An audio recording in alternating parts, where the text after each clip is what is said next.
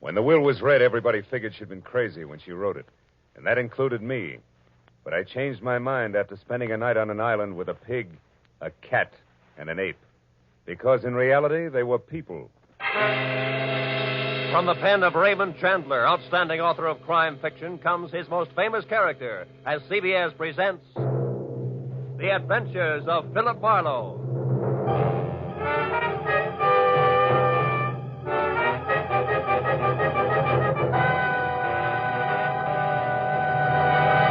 And now, with Gerald Moore starred as Philip Marlowe, we bring you tonight's unusual story, Where There's a Will. I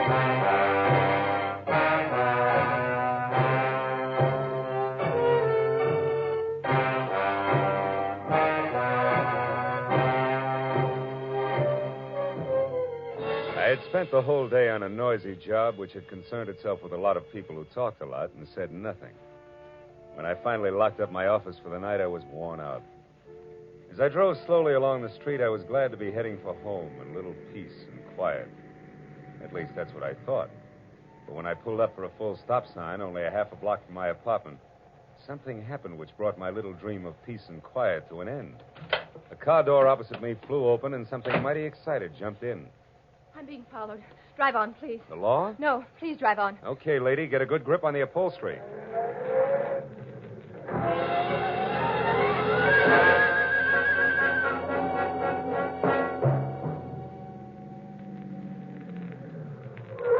There, that ought to do it. Now, what's the... Say, you look a little pale and beautiful. I'm always pale when my heart's in my mouth. Well, then why don't you swallow once, take a deep breath, and tell me who was after you? There isn't much to tell. He was a nasty little man, that's all I know. So thanks for making like Barney Oldfield, and good night. Hey, not so fast. It's impolite to hitch and run. Look, mister, right now I'm up to my earrings in trouble, and that leaves very little time for small talk with strangers. Even nice ones. Well, in that case, the name is Philip Marlowe, which takes care of the stranger part, and I'm a private detective, which makes trouble my business. Where do we go from there? No place. $300,000 worth of hidden bonds, a screwy old lady, and a sculptor with a red beard are too much for any one-man police force, Mr. Marlowe. So again, good night. Before I could say anything, she was out and gone.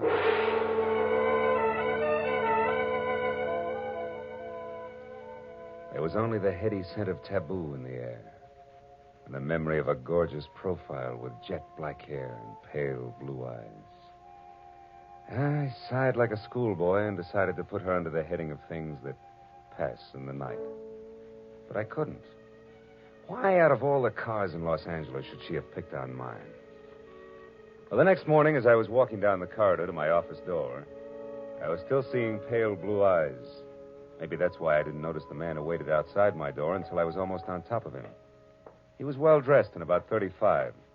He looked like a man who had forgotten how to smile. Marlowe. Right. I want to compliment you on your behavior last night, Mr. Marlowe. Barbara told me about it. Oh? Come on in, Mr. Shields. Edward Shields. Would you be interested in aiding 3 people in a search for more than $250,000 in negotiable bonds? 1% of which will be yours if the bonds are found? Being a fairly fast man with figures, yes. Yes, I would. Splendid. I'd like a few details. Well, Mr. Marlowe, my aunt, Bernice Mayhew Shaw, died, leaving her entire fortune to charity, with the exception of the bonds I mentioned. Those are to be divided equally among 3 of us, the sole heirs, if we find them within 24 hours. That sounds like something you dream about after a midnight snack of pizza and pig's knuckles. Perhaps. But you didn't know my aunt. Beside myself, the beneficiaries are Barbara Haynes, the girl you met last night. She was Aunt Bernice's personal secretary. And another nephew, Harlan Crane, who, at the moment, happens to be a sculptor. Happens to be? 6 months ago, he was a sailor. Before that, a writer, without even a rejection slip to his name.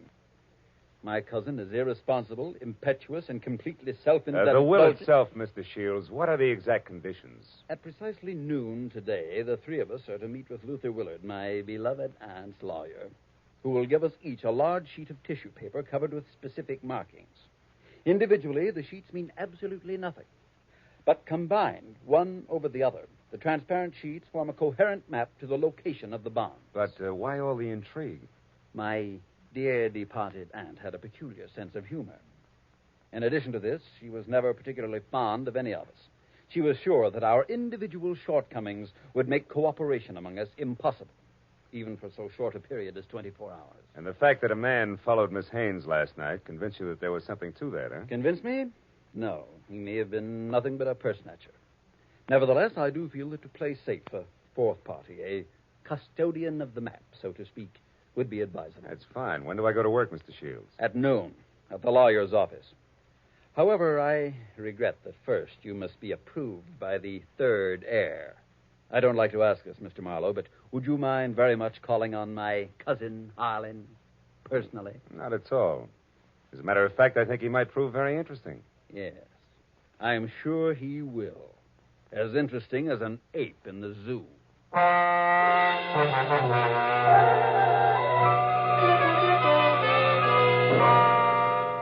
I felt like saying, look, Shields, I'm not as gullible as I look. But then I thought a client's a client, and I decided to play along. Harlan Crane, 6 foot, red-bearded giant, talked as he worked, wielding a 10-pound sculptor's mallet like it was an 18th century quill. I'll be frank with you, Marlowe. Money isn't everything to me and never has been. However, $100,000 will buy a lot of marble. Half the state of Vermont, I'd say. But coming to the point, Mr. Crane, do I get your seal of approval? Oh, I imagine you'll be all right. Anyone who can get by Shields, the all-American Scrooge, ought to do. Thanks, a million. I'm not being personal where you're concerned. It's just a matter of facing a fact bluntly. Edward Shields is conniving, avaricious, and dull. I heartily recommend him to nobody. And the girl, Barbara, you feel the same way about her? No, I don't. And the truth of the matter, Marlowe, is that I know very little about Barbara Haynes. What I do know, I like very much. Yeah, that I can understand. Marlowe, do you realize that once you have the whole map in your possession, you're worth an awful lot of money? Of course I do. The whole map, I have a market value of exactly $300,000. That's right, fellow. $300,000, dead or alive.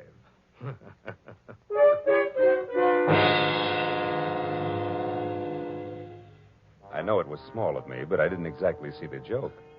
And things got less funny as time went on. Later, as me and my trio got off the elevator at the lawyer's office, old Luther Willard, Aunt Bernice's attorney, was waiting for us, so excited he could hardly talk. I've been held up. What? Yes. A little man. He wanted the map. Little man, dark complexion? Yes. Had a scar on the side of his neck. Are the maps all right? The maps? Oh, yes, they're all right. Now, wait a minute, everybody. Give him a chance. Mr. Willard, tell us exactly what happened. This is Mr. Marlowe. We told you about him, Mr. Willard. Of course, yes. Come into my office. You see, I was putting some papers into my safe when this little man stepped up behind me and demanded the maps. Were they in the safe? No, thank heavens. Make yourselves comfortable. The please. maps, Mr. Willard. Where are they now? Well, right here, where they were all the time. Here under the blotter on my desk. Clever of me, wasn't it? Wax seals, still intact. I'll take all 3 of them right now, Mr. Willard. That is, if there are no objections. All right, then I guess we can be on our way. Hold on, Mr. Marlowe. There are still 2 things you people must know. First, in the event the bonds are not recovered within the 24 hours, I am instructed to open another sealed envelope, which I'm happy to report is kept in my bank vault. That envelope contains a complete and simplified map and is to be turned over to a designated charity. And second, if any of you die before the allotted time is up, the bonds are to be divided among the surviving persons. And if none of us survives, Mr. Willard? Why, in that case, the bonds again go to charity. You see, Harlan, your aunt was a very generous woman.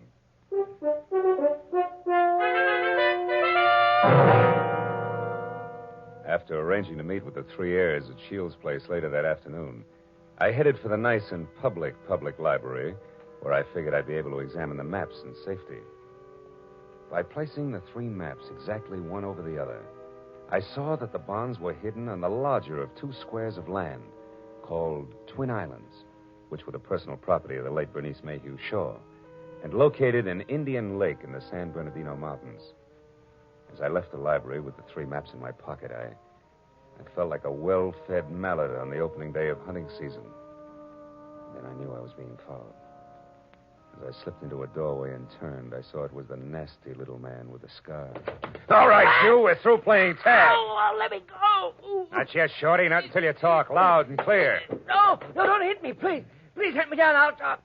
I'll tell you everything. All right. If you're sure you can get it all straight the first time. There.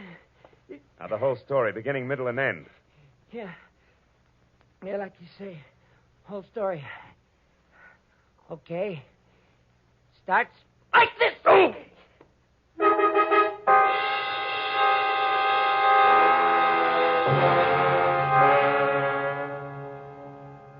By the time I figured out that it had been the sawed-off end of a broomstick that had slammed my stomach up against my backbone, the little man was out of sight. Another 5 minutes went by before I quit calling myself sucker and I started to think straight. The nearest public locker was in the Santa Fe Trailways bus depot in Cahuenga. I went up there and deposited 2/3 of the map for safekeeping until we were ready to leave for Indian Lake. And I found a telephone, and a half a dozen calls later, I knew that a caretaker named Jumbo was the sole inhabitant of Twin Islands, and my last call was to him. I wanted some kind of a welcoming committee ready for us. When I left the phone booth, it was only 1 o'clock. So I returned to my apartment where I figured I'd rest until 3, when we were all to meet at Shields' place. But that was my second mistake. Because the moment I closed my apartment door, I was positive I wasn't going to get much rest. I had an unannounced visitor. Yeah, you look surprised, Mr. Marlowe. I am. I didn't recognize you at first without your broomstick. Yeah, I traded that in on this .22 target pistol here. It's more expensive, but it's better. Makes me as big as you are. Maybe bigger. Yeah, but how much does it do for your personality? Quite a bit. Gives me poise, and poise gives me manners. So in asking for that map in your pocket, I'll even say please. Come on, Marlowe. I won't say please twice. No, I don't think you would. Here. Thank you. Now, before I go, one more thing. The hall outside here is straight and narrow, right to the stairs, and that makes it fine for shooting. So after I step out, don't do anything rash. For a while.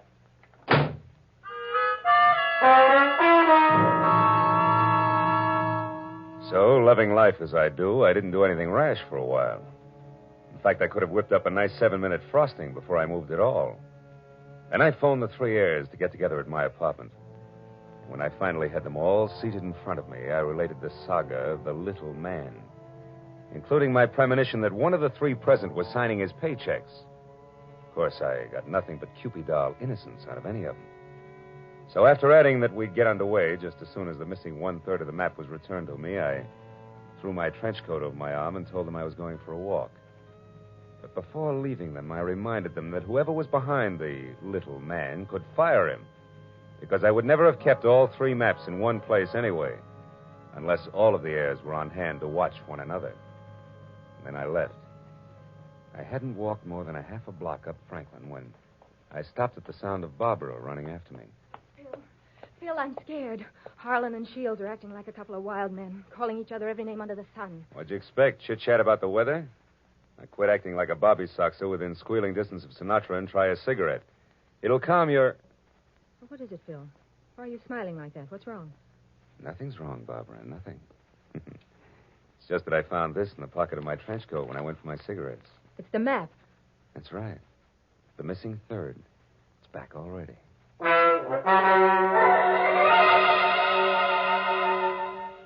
When that missing 3rd part of the map turned up so fast, I figured the heirs had decided to play ball. But I made a mental note to keep my eyes on them anyway. At 3 o'clock, I went to Edward Shields' hillside house in Laurel Canyon for the scheduled meeting.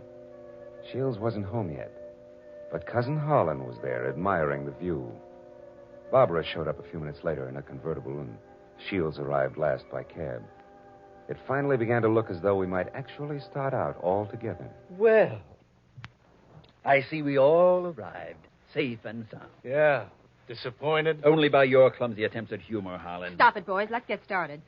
Phil, have you looked at the map? Where are we going? To Indian Lake. It's a 4-hour drive, so if you're all ready, I suggest we get started. Very well. I'll go up to the garage and get the car. So Aunt Bernice hid the bonds in a roost at Twin Islands, eh? Well, well, well. Nobody seemed surprised at the location Aunt Bernice had chosen to hide her bonds. And Harlan, Barbara, and I stood on the front porch watching Shields as he climbed the very steep driveway to his garage in the car. But Barbara got more of my attention than Shields. She made a mighty dreamy picture. And she leaned casually back against the rail of the porch. She wasn't aware that I was watching her. And I suddenly saw her go tense, her eyes filled with fear, and I quickly turned to follow her stare. Shields' car was going at a rapid clip down the steep driveway. I still couldn't figure out Barbara's concern, and then she started screaming. The car's out of control. The car was headed for the edge of a cliff. His brakes are out. You go over. The tree stopped him. Shields, are you hurt? No, I'm all right. The brakes. I tried to stop You them. hadn't hit that tree. Should have gone over the edge. Let's have a look at those brakes, Shields. Well, no wonder. What is it? Brake line's broken. Every drop of fluid drained out. I might have been killed. No might about it, Shields. We stood there for a while, all looking at one another, but nothing was said. Brake lines rarely snap accidentally. And I remembered that Harlan had been at Shields' house early, and the car had been in the garage, and Barbara... Well, I had to admit that she actually had anticipated the car going out of control. Well, the 24 hours for finding the bonds were slipping by, and I knew we had to get to Indian Lake. We held a short powwow without passing the peace pipe, and we decided to take Barbara's car. We picked up the rest of the map, which I'd checked at the bus station, and we shoved off. After a 4-hour drive that was about as relaxing as the thought of an overdue time bomb in a day nursery, we finally pulled up to the shores of Indian Lake. Jumbo, the caretaker, was waiting at the dock. He knew how to handle a boat, and a few minutes later we could see Twin Islands. We headed for the smaller of the two, where I could make out a rambling lodge. The other island, a quarter of a mile away, seemed deserted. Shields was the first one ashore.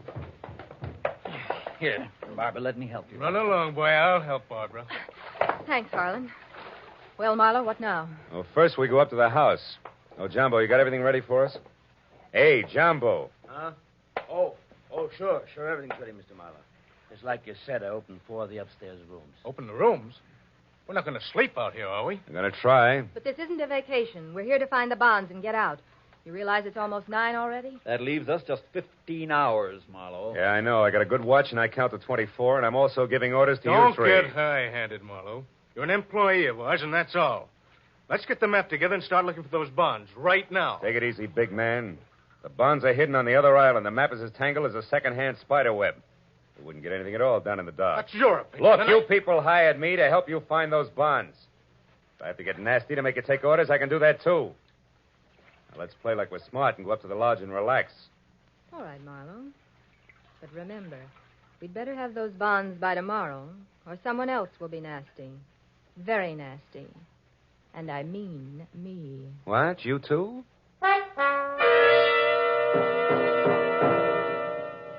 Getting the three heirs settled down at dinner table was quite a chore. And when I was sure they'd keep an eye on each other, I slipped outside. I hid 1/3 of the map in a drain pipe. Then I went upstairs to my room, and I hid another third in the window shade.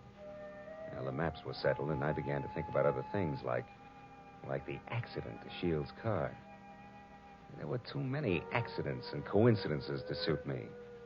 So I decided to drop in on Cousin Harlan's room to see what I could see.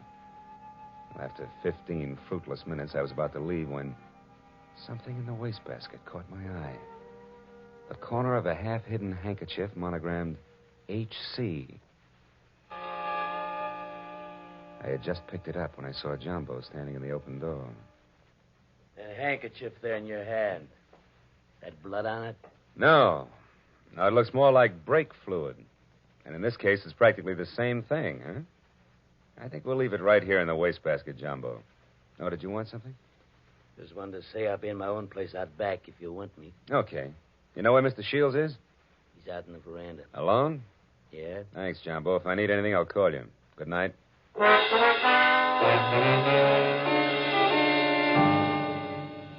Shields. Oh, it's you, Marlowe. What's wrong?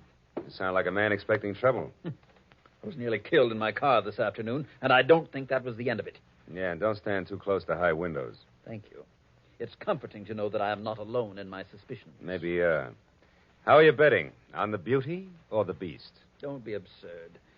I hope someday to marry Barbara. Yeah? Well, a guy might be beating your time right now with a sculptor's mallet. You may be naive, Mr. Marlowe, but Barbara isn't. I saw them just a moment ago walking down to the boathouse. Harlan's galloping after her like a half-baked idiot, as usual. But if Miss Haynes prefers me, what can he do about it? There was an answer for that, but it seemed a little obvious under the circumstances. Well, a few minutes later, Shields went inside, and I made a beeline for the boathouse to water down a certain hot-headed sculptor named Harlan. When I got within earshot, I knew I'd be as welcome as whooping cough at a glassblower's convention. So I stopped and listened. Barbara, darling, I'm falling in love with you. You know that, don't you? Let me hold you close. Harlan, Oh, Harlan. This is real, Barbara. For the first time in my life, I'm truly in love. I want to do things for you, make you happy. Please wait. I'm not completely free. There are still ties with Edward, you know. Shields. That fat, stingy Babbitt. He's no man for you. Why, if he so much as touches you from now on up... Wait a minute, Barbara. Marlowe, you cheap snooping eavesdropper. Eavesdropping's a minor vice compared to some of the shenanigans going on around here. Just what do you mean by that? A word to the wise is sufficient. I'll give a few more.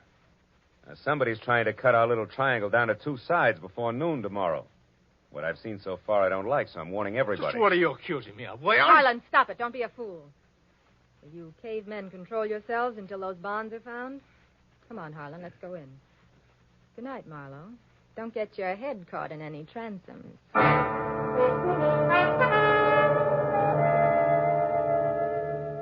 Deciding sleep wouldn't be very healthy for a man in my position, I decided to sit up that night. And it was about 2 o'clock when I looked out the window and saw something mighty interesting. A light was moving on the other island opposite us. I got hold of Jumbo and we went over there as fast as we could.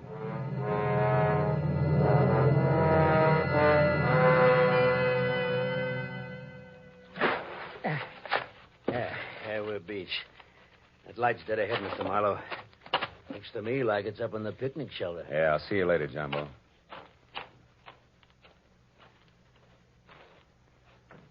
Who's there? Guess who? Oh, Marlowe. I didn't hear you come up. The wind's too strong, I guess. I'm glad to see you. Spooky here all alone. Oh, sure. What's the idea? Decide to do a little freelance prospecting? No, that's right. Bernice Mayhew loved this spot, and I had a hunch she hid the bonds here in the base of this table. Oh, I guess I was wrong. Oh, come on, Marlowe. Limber up. You can't blame me for trying. Listen, beautiful, don't flap your eyelashes at me. I can't see anything but double crosses right now. All right, if you've had your fun, let's go back to the lodge, Don't be that way, Phil. Phil, the sun will be coming up in 2 or 3 hours. Why not wait for it here with me?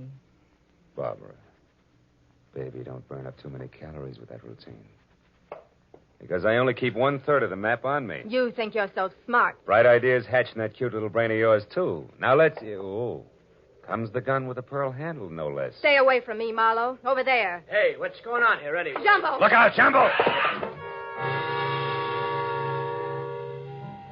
Jumbo stepped into the light and Barbara turned. I made a swipe at her gun hand that knocked pistol, purse, and lamp all over the picnic shelter. I found the gun and gave it to Jumbo. Then I started to pick up an assortment of knickknacks that had spilled out of her purse. But I never finished, because one of the items made my eyes pop. It was the monogrammed handkerchief covered with brake fluid that I'd found in Harlan's room. It all made sense now. It tied up everything that I'd suspected right along. Only 2 of my trio had planned to split up the $300,000 worth of bonds from the first. As I ran for the motor launch, I yelled at Jumbo to bring Barbara over in the rowboat. All the way back, I had the panicky feeling that I was probably too late. But when I sneaked in the front door of the lodge, there were still 2 voices, and they came from the open kitchen door. With my hand on my gun, I edged along the wall and peeked in. Shields, you're a fool. Perhaps. But I'm going to kill you and have a perfect case of self-defense. What are you talking about? Your hopelessly framed cousin, Harlan. I ruined the brakes on my own car. I planted your handkerchief, stained with brake fluid, in your room. Marlowe found it. He's convinced that you tried to kill me. He's also convinced that he was brought into this whole thing by coincidence. He doesn't know that he was deliberately involved in our search for the bonds, just so he'd make a reputable witness. You're out of your mind. Not at all. I'm going to kill you and say it was self-defense. Marlowe will testify that you tried to kill me before. What Marlowe's going to do is blow your head off if you don't drop that gun, Shields. Marlowe. Yeah, Marlowe. Who knows he wasn't brought into this thing by coincidence, but has stuck around to see the fireworks and who almost saw them just now. Bill, what's happened? Barbara, couldn't you hold Marlowe on the other island? You Shut up, Shields! Barbara's little mistake was that she should have gotten rid of Holland's handkerchief after she took it out of his room so he wouldn't see it. Barbara, I don't understand.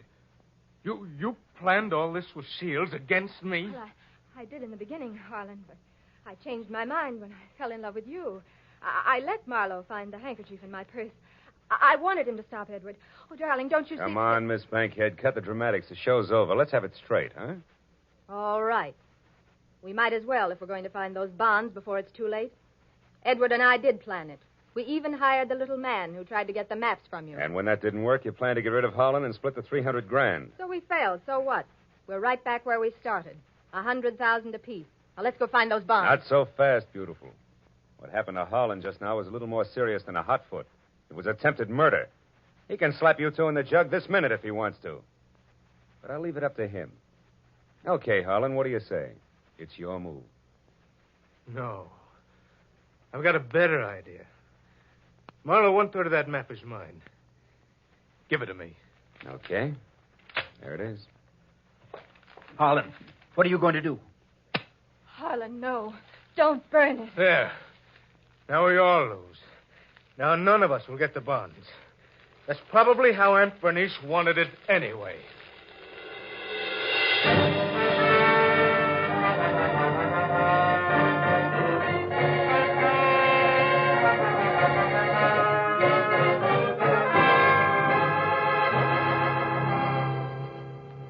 It was almost noon. I was standing on the veranda of the lodge, and a scrawny old crow was perched up on the roof. I saw Barbara and Shields quietly pull away in a boat with Jumbo. And I saw Holland lumbering off to the far end of the island to sulk. And as I watched the three of them, I couldn't help thinking. A pig in a pinstripe suit, an ape with a red beard, and an alley cat in nylon. Yeah. Keep laughing, Aunt Bernice. You were right. Greed, treachery, and rashness don't mix, even for 24 hours. And the 1% of the bonds I was to get? Well, that's my contribution to charity. Who knows? Maybe I can take it off my income tax.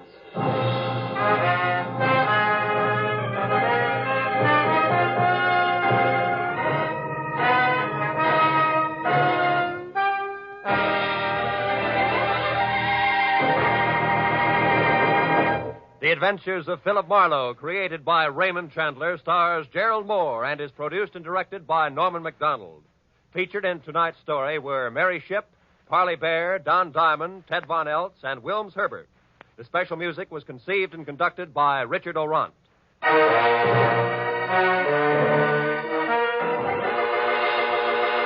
Be sure to be with us again next week when Philip Marlowe says... When I got the crisp $50 bill in advance, I figured my client had a heart of gold. But after I was beat up, double-crossed, and shot at, I realized just how hard a heart of gold could be.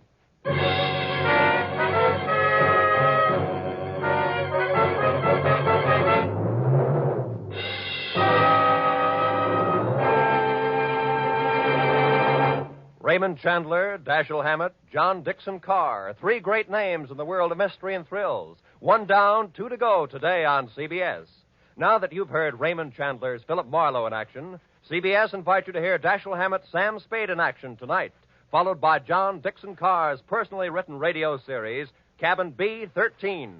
Chandler, Hammett, Carr, today and every Sunday, over most of these CBS stations. It's a mystery if you miss them.